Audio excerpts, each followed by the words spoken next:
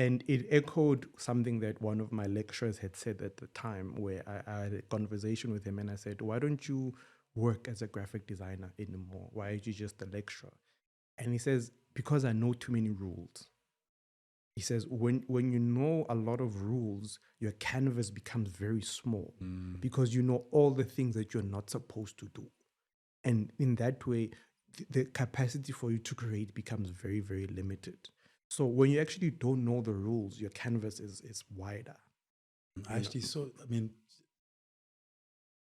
like a couple of days ago, I saw a LinkedIn post from somebody who's an editor, and they were saying they struggle to write creatively because they can't shut off the editor.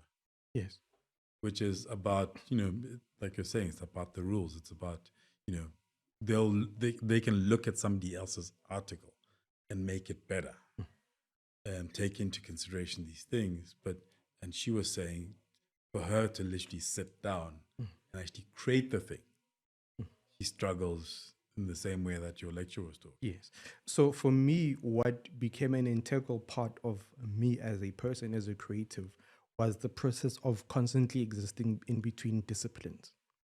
Right. So I fell in love with photography. I fell in love with writing. I fell in love with documentary photography. So, for example, if that article that I wrote, that piece that I wrote about you, I approached it as a documentary. I didn't approach it as a writer. I didn't approach it as a journalist. I'm like, what is Kojo interested? He's interested in cigars. Okay, let's create a visual around it. I write visually, like, okay, let's create a visual around it. Let's approach it like a photo essay, but in just words.